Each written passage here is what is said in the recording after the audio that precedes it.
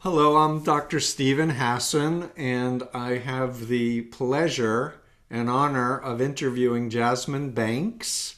Jasmine is someone who's new to my universe. I read your article, Jasmine, in The Nation and learned about your nonprofit work, Unkoch My Campus. And as I said to you when we first chatted, that I read this amazing book, Kochland, that was a detailed history of the Koch family, the grandfather, co-founder of the John Birch Society, how they ripped off indigenous people of oil, how they polluted, how they've been very involved with global climate change as a hoax kinds of things. And I'm just really delighted to mine your knowledge about the Kochs and their negative influences on society and the world. So, with that, tell us about your work and how you got interested and what you think the public needs to know. Yeah, well, I have been executive director of Unkoch My Campus for almost 4 years now. And I came to Unkoch as a digital organizer, really just looking for what I thought was a neutral space. I had spent several years doing maternal mental health, and as a mom of four, that was sort of corrosive for my well being. It's hard to be in the throes of early motherhood and see the ways in which women and birthing folks are not supported. And so then I moved into racial justice and racial liberation work. And then again, as a Black Southerner, it became very corrosive on my well being to constantly be, making these assertions about basic humanity. So I was looking for just a short-term contractor position where I could consult, and I saw a request for a proposal from this little student-led nonprofit called Unkoch My Campus. And so I thought, oh, well, this is removed from any like real material conditions of my life, and I can come in and do some great marketing and digital organizing work for this fantastic project. And about 3 weeks in, reading through all the materials and learning who Charles and David Koch were, I was like, well, it looks like I happened upon sort of like the Death Star of why, in particular, the last 50 to 70 years, we have had this influx of these really populist movements that are harming, us globally, but specifically in the Midwest and the South. Um, this is the reason why why the United States is not a leader in addressing climate change and climate disaster. And wow, this is actually the reason why schools are becoming resegregated. So at that point, being who I am, I'm a Virgo and a very type A personality, and I can't exactly rest on my laurels. I went all in. And when the co-founders saw my long-term skill set, they asked if I would consider executive director. And so that's what I've been doing. But more globally, Unkoch My Campus, our goal ultimately is to intervene in the political strategy of Charles Koch and his dark money network that really seeks to radicalize a right wing. And they do this by creating a talent pipeline of academics and thinkers and lobbyists, starting at the site of the university, but then also influencing other common good institutions. But they believe, and so far they've been right, and I'm sure you'll be able to speak to this, that if they can proliferate enough of their unpopular ideas and saturate it in all places, then they can really shift culture and shift culture that influences policy. But unfortunately, their ideas are socially, economically, scientifically regressive. And so, as they succeed, our communities and we, the people, we begin to fail. We struggle. So that's sort of Yeah, in a nutshell. fantastic. So I loved your analogy of the Death Star, which was Star Wars, and that was their killing machine. And but I guess I want to say that I learned about the free speech funding on campuses of the Kochs from a colleague of mine who is on a campus and thought or thinks that it's a great thing that they're active on his college campus. So I'm especially interested in hearing your messaging to faculty and other administrators on campuses for why they should pay attention and why this isn't free speech, because speech really needs responsibility and ethics in order to function in a democratic world, right? Yeah. Well, one, it's really interesting. And one way that, this network that we're constantly researching and disrupting is successful is by taking a phrase or a piece of our general nomenclature and really bastardizing it in a way that allows for the meta, or what's underneath what's being communicated, to support white supremacist, white nationalist outcomes. And so when folks are always, well, they're libertarians and they believe all ideas and let 1,000 flowers bloom and all these different things, I say, yes, that's what they say with their words. But let's look at their actions. And their actions are that they disproportionately fund hate speech, bigoted speech, and speech that calls for the social and structural violence of historically targeted groups. And so I really, encourage folks, particularly those who are still anchored in their critical thinking skills and they haven't been consumed by this propaganda machine, to don't trust what folks say, trust what they do. The material outcomes of the choices of who they fund and what happens with the funding and what things are produced, that shows who they believe should be free. And in this instance, they believe folks like Ann Coulter and folks very, very radical, vitriolic, right-wing folks who don't actually believe in liberty. They believe in subjugation of certain people groups. They believe in these populist realities, and they reject any kind of United States that is inclusive or pluralistic. And so that's, for me, counterintuitive to what the intention of the framers' freedom of speech really is. 100%. I'm so with you, and that's what I've been saying for 45 years. Don't listen to the words, look at the deeds, look at what they're actually doing. Because cults recruit using glowing, flowery, save the world, everything's kumbaya, but in fact they use deception. They use information control. They use phobia indoctrination. They indoctrinate a black and white, all or nothing, good versus evil frame on everything. Of course, they're good, and everyone else that opposes them are bad. But Jasmine, I want to push back a little bit for my listeners' sake, because you've made some statements that are strong, and I believe them. But what's your evidence that the Kochs are pushing this, climate change hoax and radical right agenda? Yeah. Well, the first thing that we do is we follow the money trail. Unkoch My Campus, since its very beginning, has utilized freedom of information requests. And so we have, and you can go to our website underneath primary source documents and read for yourself grant agreements, where it very specifically talks about the strings that are attached to these money donations. And that, ultimately the goal is to create a talent pipeline for this free market economics / radical libertarian outcomes. So it's definitely the documentation. Then also we look at the primary, secondary, and tertiary relationships to the power, central power source of Charles Koch and his network.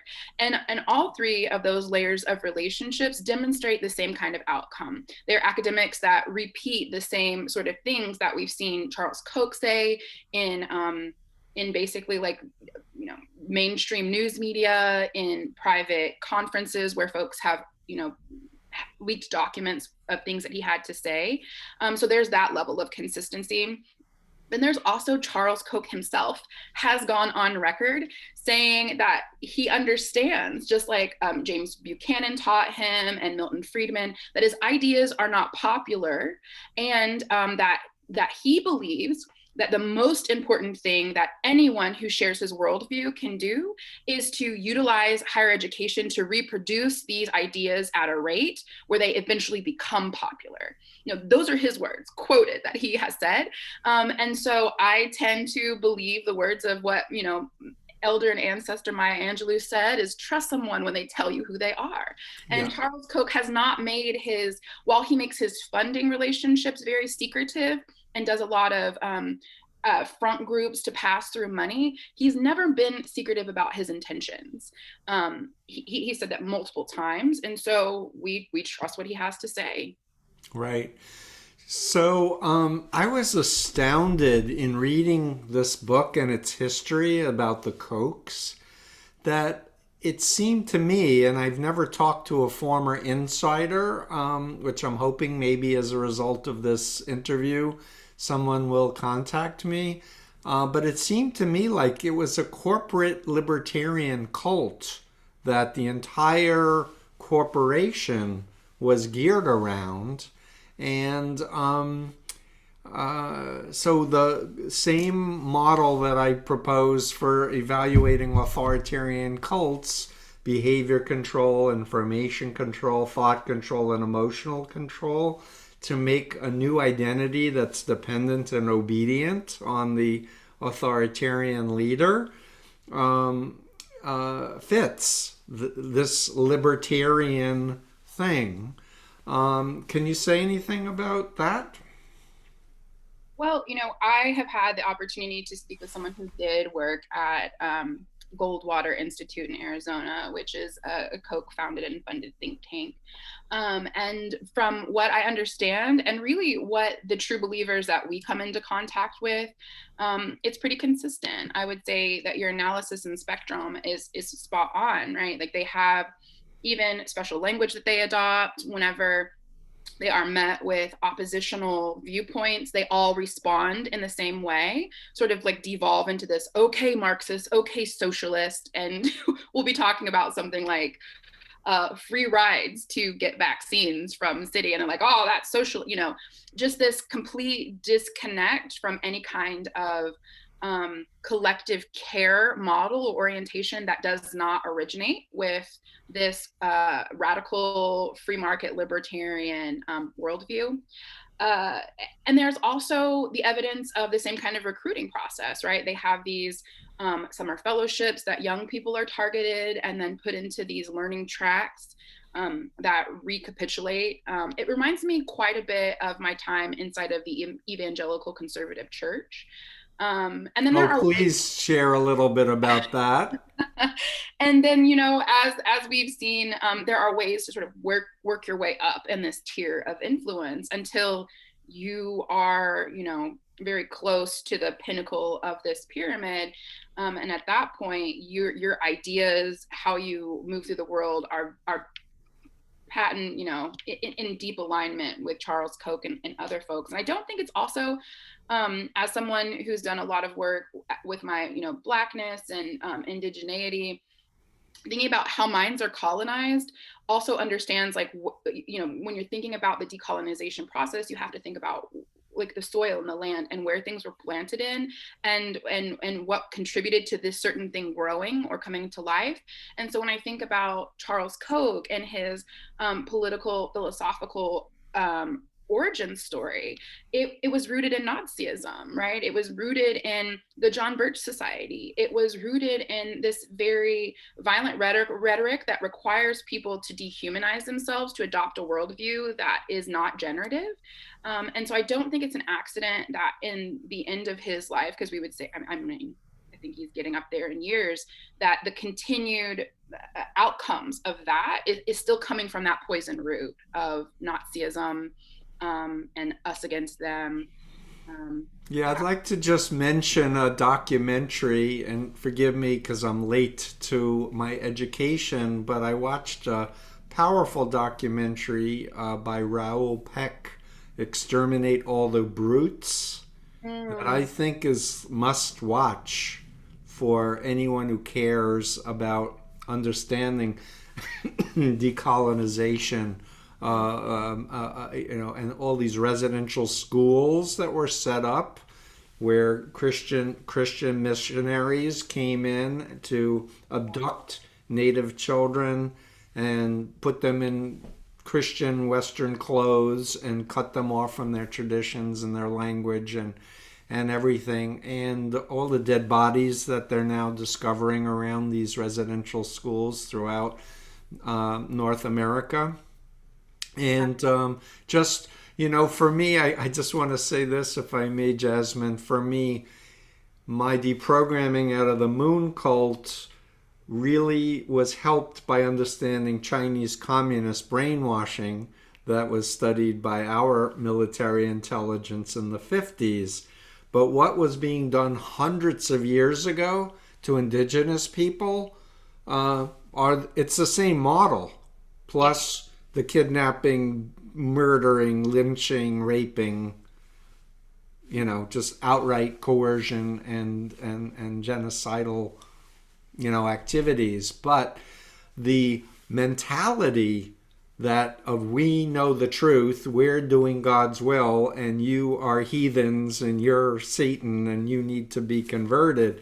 This is a version of what Koch's ideology is, that there's this supremacist, mentality. And they're also anti-government, anti-regulation. So leave us alone to pollute, steal, abduct, whatever. And what is so pernicious about who they represent themselves to be in the world is, on its face, if you went to any of their digital sites and looked at the language and the marketing collateral, you wouldn't get that. And most places that you don't get that until you have proven allegiance, right? In fact, on Charles Koch Foundation's website, they talk about free speech and freedom and peace. But of course they do. But the reality is, again, we followed the money, and the Koch network was one of the funders of the insurrectionists. So that is not endemic. Is that proven that they helped to fund it? How so? Yeah, it's the 990s. We see on the lines the money, all of their pass-through funding when they were part of those entities. And when confronted, Charles Koch issued a statement saying he would reconsider some of his funding choices. Now, to date, he has not stopped funding those groups. And I saw that he did a PR book trying to say how open-minded he was to change. Yeah. It was, every couple of years he does a PR tour where he talks about lessons he's learned. And when asked about being one of the, funding architects of the Tea Party movement, which we know has had very fascist, violent outcomes, he said, oops, oh boy, was that a mistake. And yet you see now, even with critical race theory, still funding, still having connections to Heritage Institute and Manhattan Institute, entities that are their goals actually reproduce violence, structural, systemic, social violence. And so again, it's one of those, if you have enough money in the United States, if you have a sophisticated enough marketing and PR team, you can present yourself all sorts of ways, but what are the outcomes of your choices? What is being produced? Yeah, and don't forget lobbyists hiring former government officials and other powerful people to become agents of influence, some spoken that they're aligned with Koch and many who aren't. Yeah. Jane Mayer, who wrote Dark Money, had an incredible piece where she broke the news that one of Koch's top operatives was in a meeting and was recorded saying that unequivocally their data showed that the people, the folks in the United States we are the government, right? We hold the government accountable, supported For the People Act, which is an act that would effectively defang billionaire power to corrupt and manipulate our elections so that they would actually be inclusive, free, and fair. And then it also put a cap on dark money spending. And so they do their research. They find out where people are at with their sentiment. And the operative was recorded saying, actually, people are in favor of this, and so we're going to have to use an under the dome approach, which meant that they had to activate the operatives that they have in Congress to usurp the will of the people, right? So again, this is an intentional thing. When they understand that on the local, state, or federal level their ideas aren't popular, they will utilize various mechanisms, whether it's the judiciary, whether it's executive, whether they will use whatever they can to then sway the laws and the outcomes of our social realities in their favor. And when people ask me, well, what is the ultimate goal? It's what you named earlier. It's deregulation, it's property supremacy, and it's maintaining their wealth and well-being at the cost of the many for the few. And when I say very, very few people can live in the kind of world that Charles Koch is trying to realize with his political endeavors. Yeah, well, if they took over the government, then there would be no taxation, there would be no public schools, roads, hospitals, healthcare services, right? Well, it would be an oligarchy, right? Right. Yeah. Even right now, we saw during the pandemic, Americans for Prosperity, which is Charles Koch's grassroots entity that helps to foment sort of these realities on the grassroots level for him politically. We saw them work hard to push the eviction moratorium out of the way. And we also saw Charles Koch make incredible moves to buy up property. So private control of property under Charles Koch, remove renter protection and housing protections, evict those people, and what do you have? A housing crisis in the middle of a global pandemic, but he wins because he gets this massive level of control of private property. We've also seen the same thing with public lands, him buying up public lands and attempting to control it for his well-being. Even beloved national, public parks. Those are things that in Charles Koch's world should not belong as a common good or a public good. Yeah, no, I totally agree. And in my book, The Cult of Trump, I talk about cults that were influencing Trump and who bring their bases. And I do have a small section on libertarians. I don't know that I mentioned Koch's name specifically in my book, but I've come to learn I should have if I didn't. Well, when you get the opportunity for another edition, let's talk, because My editor's not Charles Koch interested, but the next book. he is considered sort of like the gilded hero of libertarian movements, and it's quite frightening that the world that they are working for. Yeah, it really is. So, what else do I want to ask you? Would you mind talking about your roots in Christian evangelicalism? If you don't, that's fine. Yeah, that's fine. But I talk about authoritarian religions versus healthy, love-based, compassion-based, charity-based religions that I think legitimate religions are supposed to be about. Yeah, yeah. Well, I grew up with a Black Southern grandma who taught me a lot about her faith and what her faith looked like, which was a generative faith, a faith where, God loves all people. I remember her growing up and her singing the song like red, yellow, black, and white, we're all precious in his sight. So I had that as a formative energy. But I relocated with my mom, who was a single parent, and I was a latchkey kid. And around the time I was 13, the conservative evangelical movement was experiencing this really powerful reformation and resurgence to move more into the political sphere than I think they had been in a very long time. Mm-hmm.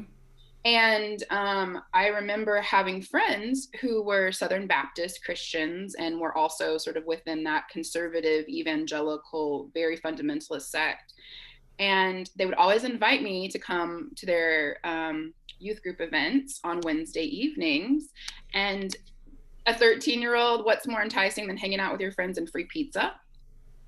And so I would go to these things. And when I would go to these things, I would be presented with worldviews like Ken Ham, who is a thought leader who is very anti-science. You might know him because he was popular for debating Bill Nye about evolution. So talking about like evolution's not real, Adam and Eve walked with dinosaurs, women and birthing people have pain in childbirth because of original sin, like very, very fundamentalist beliefs. Yeah, I would say. So folks like him, and then other folks who, would like get a wooden cross and carry a cross across countries to talk to the unwashed masses and sinners and heathens about God's love. And I came up real rough. Like I grew up homeless on the streets with a mom who was a survivor of different forms of violence herself, and a dad who had come back from Vietnam War and really was never the same and had a lot of struggles with addictive issues and mental health. And so for me, because Reagan had done such a good job at like gutting a social welfare safety net, right? My single mom didn't have a lot of the structural systemic support. But the church offered a version of that in my adolescence felt like, oh, if I do A plus B, I'll get C. And C looked like stability, favor by an almighty deity. It looked like having love unconditionally. It looked like always having belonging and forgiveness, which is a big thing for me in my overactive consciousness. And so I bought it hook, line, and sinker, as most young people do. And I spent from 13 into my late 20s. I really went away from it. But from 13 to 19, I would say were my fundamentalist years, where even though I came from a family who affirmed queerness and transness, and I had found myself in the orientation of queer identity and talked to my mom about that at a very young age, I rejected that and said, love the sin or hate the sin. But again, what I said was one thing, but what I did was ostracize and target queer people because I hated that queerness in myself. And that was the only acceptable way to function within that fundamental society. Abortion was killing babies and murdering babies, and women were going to hell.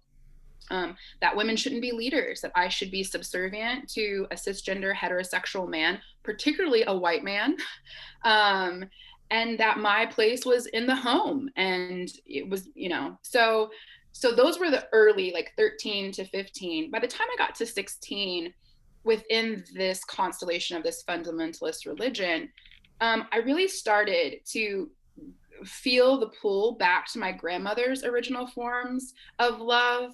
And I began to, my prefrontal cortex was developing a little bit more. And it became very clear that at every layer where I wanted to climb up to the next level of leadership within the church, I was being asked, directly or indirectly, to give up a part of my core identity and to abandon it. And at each moment, it felt less and less congruent for me.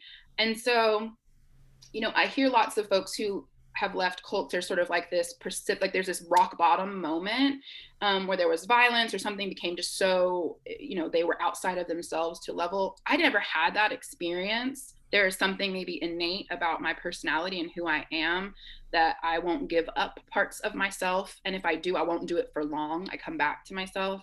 And it really was that. I remember taking this spiritual gifts test, and I kept getting a score that said prophet and leader. And my youth This group, was in the fundamentalist yes, thing. in my fun, I was 17, about to turn 18. Kept getting the scores that said like prophet, leader, this person, could lead the mass, this kind of influential energy. And I remember my youth pastor saying, like, you need to take the test again. I think you did it wrong, because women are not supposed to be pastors or prophets or preachers. And I kept going, well, Yeah, and who said you could be a prophet anyway by filling out a form? well, the fundamentalist church did. Well, I would say they're more cults than fundamentalists Well, yeah, because they yeah. claim to get direct revelations from God, and they're And authoritarian. I had those experiences where these men who were ordained in leadership would come to me and say that, like, God gave them a prophecy about me and my personality and something that I needed to change. And because I didn't, my family experienced sort of like this fracture that many Black working poor families had experienced. This authoritarian, especially like divine, divinely appointed authority was appealing to me as a young person. And Of so course, you're a I would human. I would go through these processes of, wow, this prophet came and told me this thing, so I have to reform myself. I have to change myself. And it led to a lot of self-harming behaviors. It led to a Hmm. lot of psychological distress, and it just wasn't sustainable. It got to the place where it needed to be my life and my well-being, or moving out of that realm of influence. And so, Yeah, I've done a couple of interviews with Chrissy Stroop, who's one of the people involved with the ex-evangelical movement. I don't think Chrissy's read my books yet, but yeah, I think yeah. that there really is a difference between ethical religions and authoritarian cults masquerading as religions.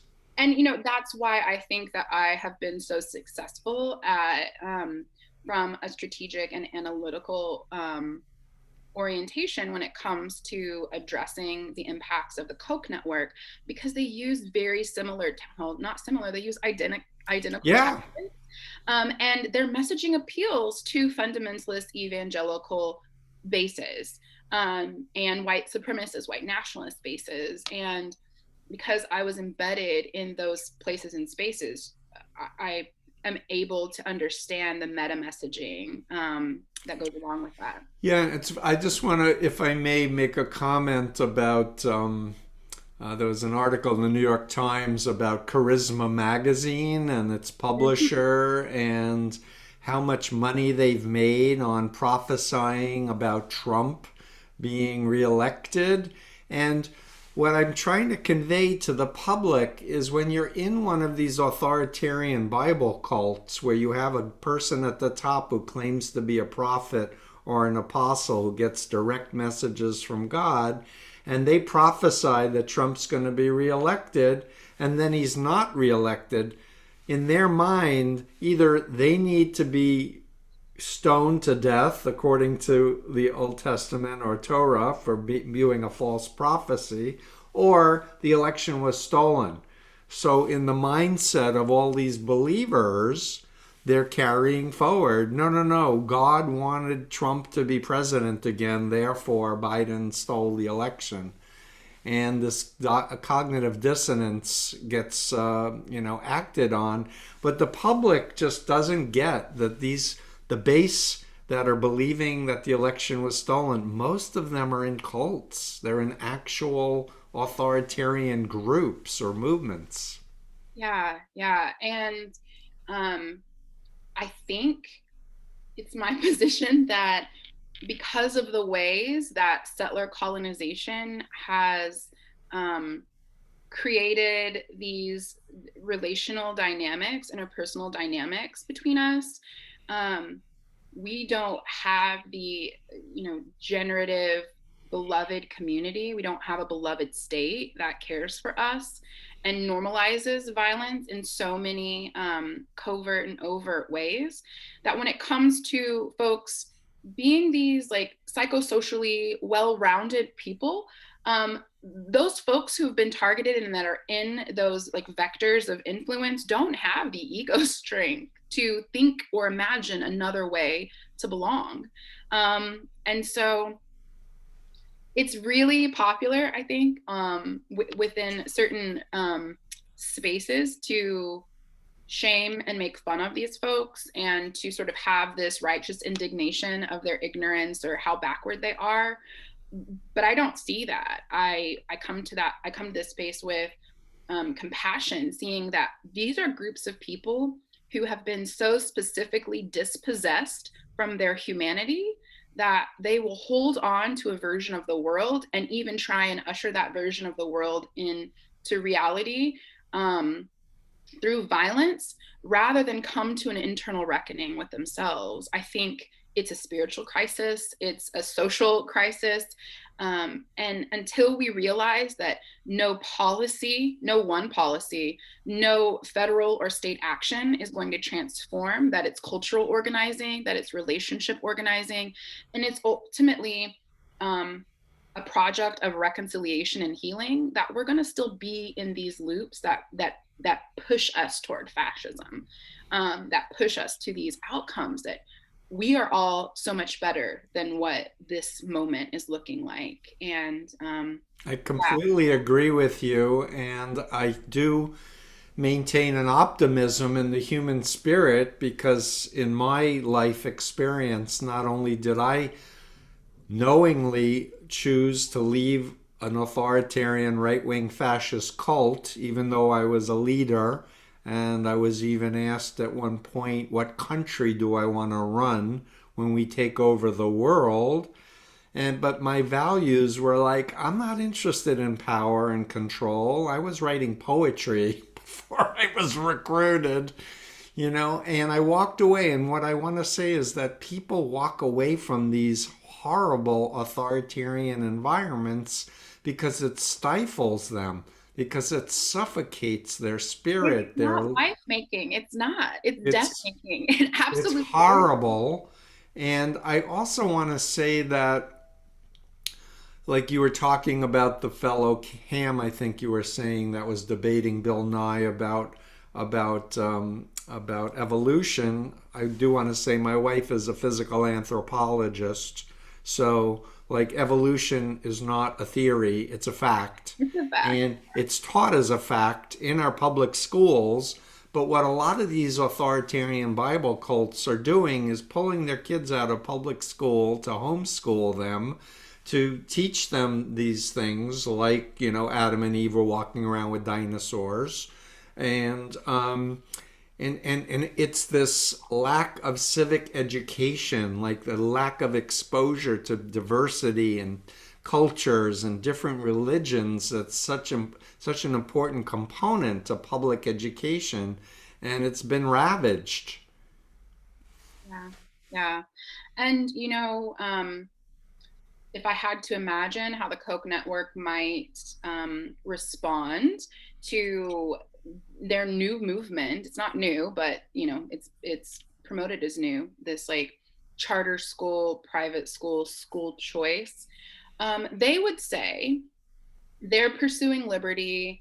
They're pursuing an option where this that people can just determine what kind of education their children want, and it's just by accident that like the folks who opposed Brown versus Board of Education are on their team, or if Nazis or Klan members decide to start their own school because they don't want their kids being educated with Black people, well, that's not their fault. They're not responsible for that. They're just responsible for financing this liberty movement around education. And I just don't buy it. I just don't Me buy it. neither. Because again, we don't see folks, we don't see Native, Latinx, Black communities creating schools where white people or folks of other races are excluded. Even when Black and Brown communities choose to engage in a level of separatism, it's still inclusive. It's still open for other people. It just focuses on their particular needs. That's a very different approach than to the material outcomes, these new schools that ultimately resegregating schools, but through a private vehicle, and then even creating a crisis of public education by rerouting the public funding of public education to these charter schools. It's a pretty sophisticated strategy.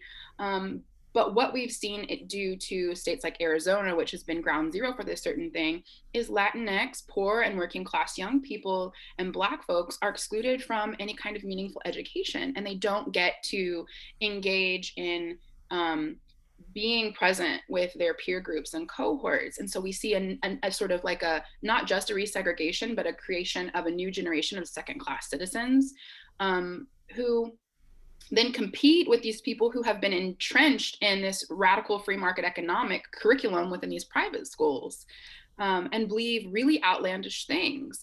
In fact, one of Yeah, the like the ends justify the means. So if you can not rip not even off, not even just the ends justify the means or like an extractive economic system. In one school, we got hold of the curriculum and it posed that the reason why cavemen died, it was because they didn't have entrepreneurial spirits. And if they had been better entrepreneurs, they may have survived. So it really is just like very meta. And again, it mirrors that fundamentalist Bible cult of Eve did, like, women are lesser because, anyway. Yeah, So Eve are the root of sin, and the black people are from Ham, and that's what the Moonies taught too, by the way, that wow. that they were second class citizens basically and God is a racist. Everybody knows that. And people forget Jesus was dark skinned and Jewish. Well, Ooh, that's a problem. it's always a subtext for eugenics, which Yes. again harkens back to those Nazi roots. And Yep. I think about Fanon and what he taught us about the anti-Semite. And he said, if you dig deep enough, with an anti-Semite, you're going to uncover a negrophobe. And I think the heart of anti-Semitism is ultimately anti-Blackness. And Yep. so, and it's again, And anti-Semitism, I might add. yeah, yes. I was saying at the heart of Yeah. anti-Semitism. And so it's not an accident that these folks that are insurrectionists also hate Jews. They hate Black people, but they hate Jews. And so, it is a very complex reorientation of a centuries-old problem that we have had. But there's solutions to it. And the solutions are connection and belonging. The solution And love.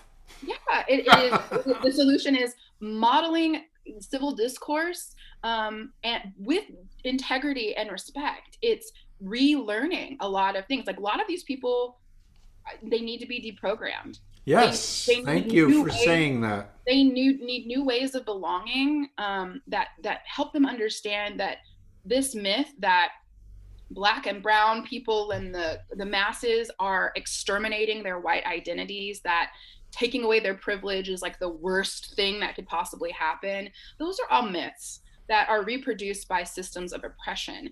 In the new world that folks are trying to organize for one that is economically, socially just, there's room for white folks, right? Like, I and I hope so. I think I'm white. I'm also Jewish, but I'm also white, etc. well, there's room for everyone in that new world. It's a place where belonging and dignity and safety are oriented, and people have homes and they have food, and our planet heals itself.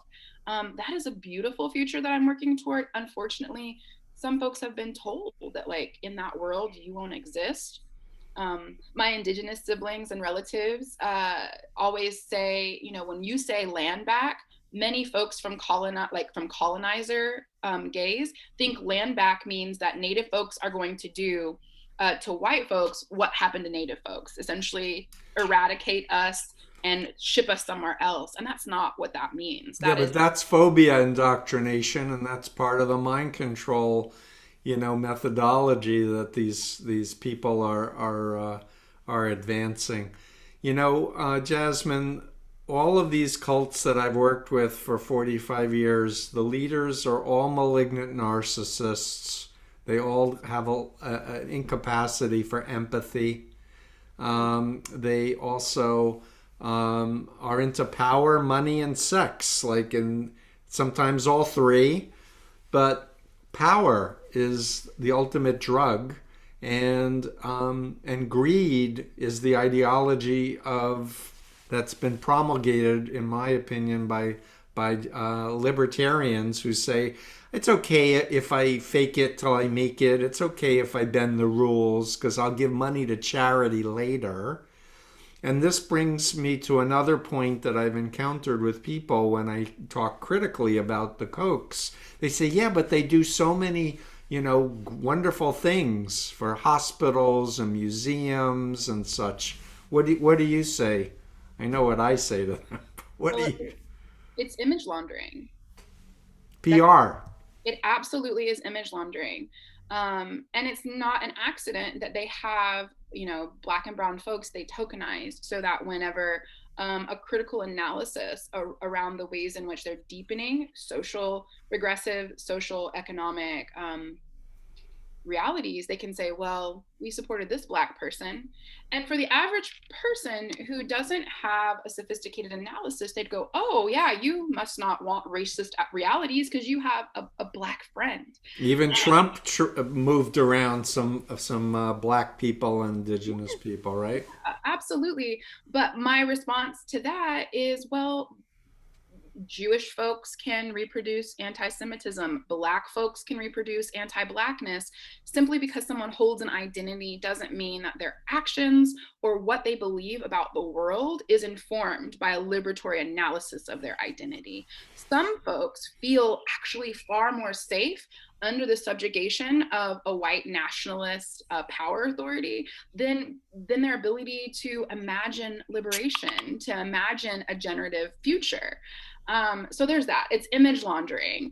But ultimately, as a woman who has survived years of sexual and domestic violence at the hands of an intimate partner, I know as a survivor what gaslighting looks like. And I understand that gaslighting is a very, very powerful social control mechanism. And I would say more than just image laundering, it's gaslighting, that Charles Koch and his cadre of powerful men choose very specific ways to operate publicly so that they can continue shrouded in their dark money strategy to do what they really, really intend to do. I agree with you. And, people need to understand confusion is the desired state if you're trying to do mind control on people, is overload them, give them a lot of conflicting information, and people get numb to it. And then there's a very confident, loud voice from some authority figure who says, I've got this. I know exactly what's happening. Follow me. Which is why Unkoch has prioritized a campaign within higher education and within social change movement spaces where we say, the Koch network is not a friend to just outcomes. Do not partner with them. It doesn't matter how alluring the amount of money is. Do not partner with them, because every time someone who is actually doing good work gets into relationship with the Koch network or stand together, they utilize that goodwill and that actual good work to create confusion and increase the obfuscation of their real intentions. And so it's really important for us to not legitimize these people. And that's not an us versus them. It's about safety, right? That we're inviting these people or we're accepting these people into spaces where they're actually preying on both our constituencies and bases as well, who are equally as vulnerable as the folks that they've already captured, but they're legitimizing themselves and they're appearing to not be threatening. And I compare it often to the way some folks will smile at you while saying very aggressive things, right? It's still fangs. Right. It's still fangs. It's still hostile underneath. Right. So I want to just, we've got about 10 more minutes, and this has been fantastic. I did want to just state that Trump put Betsy DeVos in charge of education. She got all of her money from multi-level marketing cult of Amway. And brother is Eric Prince, who's another actor who's been undermining our freedoms and our democracy. But I want to take the liberty, if I may, to push you a little bit in terms of where I've arrived at in my mind fighting these authoritarian cults, and that is, yes, to warn people about the Moonies, but then talk about what the Moonies would need to change to be less noxious and toxic and authoritarian. Not that they can or ever will, but I'm going to give you a thought experiment. Like, what would the Koch industries need to change to get out of the doghouse of all these decades of horrible policies and practices? Well, Koch Industries is a different entity than the nonprofit and C4 constellation, which I have a little bit more, well, I have significantly more interaction with. But the Koch network in general, what they would have to do, well, Yeah. they would have to pay reparations to indigenous people. Their wealth is, in my opinion, built off of the extraction of indigenous folks. Yeah, this is documented. They would literally be taking oil and not paying Not for paying for what they were stealing, and then they'd pollute and they wouldn't clean it up. And So that to would be name two things that they were doing that was so awful to indigenous people.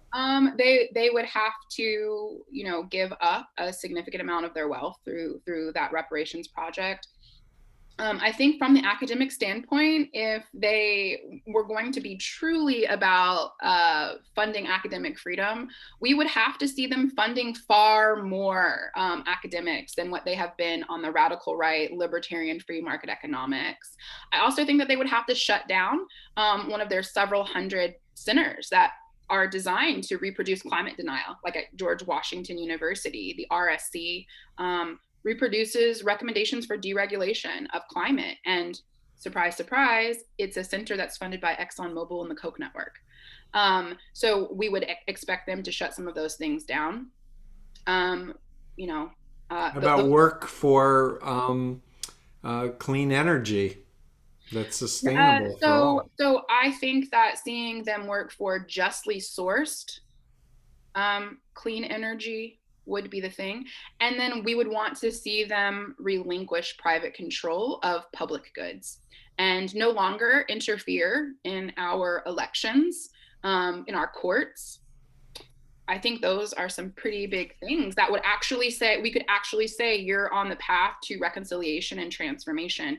But at this point, the legacy of Charles Koch, I think in years to come after his death, we will be writing about how he was one of the most nefarious oligarchs, that his funding and his political goals transformed our nation in a way that will not give him a glowing recommendation. Oh, I totally agree. I'm so grateful for your work.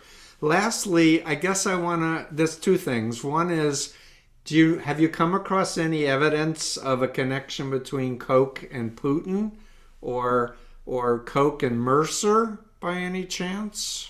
Who are very bad actors with the Trump administration. Yeah, well, the Mercer family has many, many overlaps relationships within the Koch network. And just like Betsy DeVos, she's a part of the Koch network as well. And so those family ties to several right-wing family billionaires is just that. Is Koch involved with the Council for National Policy, Jasmine?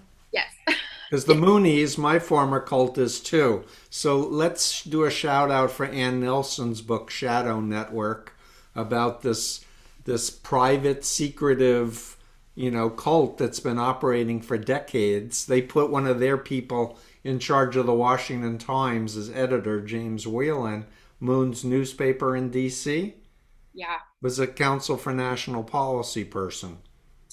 Yeah, well, I mean, Koch Industries and the Koch network have been involved in that for quite some time. And you can even check out on greenpeace.org.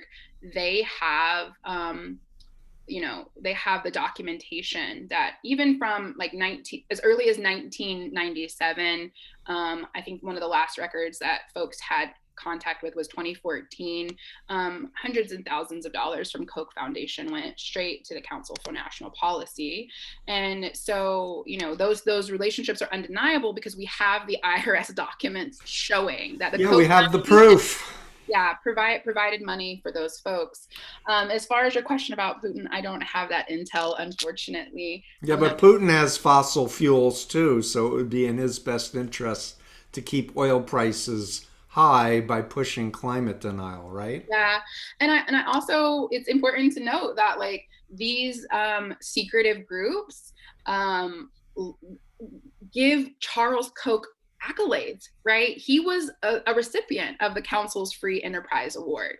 And that tells you all you really, I think, you need to know if you know much about the council. It's a terrifying. Well, if you're listening to this and don't know about the Council for National Policy, Please check that out and my interview with Ann Nelson and her great book. But please go to Unkoch Your Campus, My Campus, Yes, unkochmycampus.org. And last words, Jasmine. So somebody's listening to this, they really are moved and like, I want to do something. What are the action steps that you would like more people to do? yeah, so we have all kinds of transparency resources because we believe that transparency is one of the first lines of defense to break through disinformation, phobia, confusion. So you can go to our website and you can look at our database that tracks all the way from the early 2000s up until now of the financial documents of the Koch network. If you're in higher education, you can look at how much money your school receives, and then you can look at what programs receive that money. So after you do that, we ask you to reach out to Unkoch. We've got a contact form on our website, and you can join our network of independent organizers and activists and concerned community members that are organizing to help their administration in their K through 12 or higher education schools, or even in their nonprofits, understand the impact of Koch Network's money and investment on our people, our planet, and our democracy. So come organize with us is the invitation. And if you're a member of the media listening to this, please interview Jasmine and get some more articles going and reports, because this is a vital concern. Well, many of them, many of the newer reporters take Koch funding. So there's a little bit of conflict of interest and the undue influence that's capturing our media in huge ways. But yes, more telling this story and helping folks understand this narrative is really crucial to realizing an inclusive democracy that responds to our current climate crisis and ensures that we all have a really livable future. I'm a fan. Thank you very much. This has been awesome. And, if you're listening to it, please share. And if you are, we'll do a blog on this, and I'll ask you to add links and whatever else that's evidence based to show that we're not just speaking ideology, but we're science based and fact based. And science is important still. We do not live in a post-truth world. Facts and truth still matter. Absolutely. Well, thank you so much for all of your good work. And I appreciate it's organizing. It's, like I said, relationship, cultural organizing, and it is a tool for folks to reconcile ourselves back to one another after we've been pulled into these schisms and this conflict. So I Yeah, appreciate it. continued success, Jasmine. Thank you so much.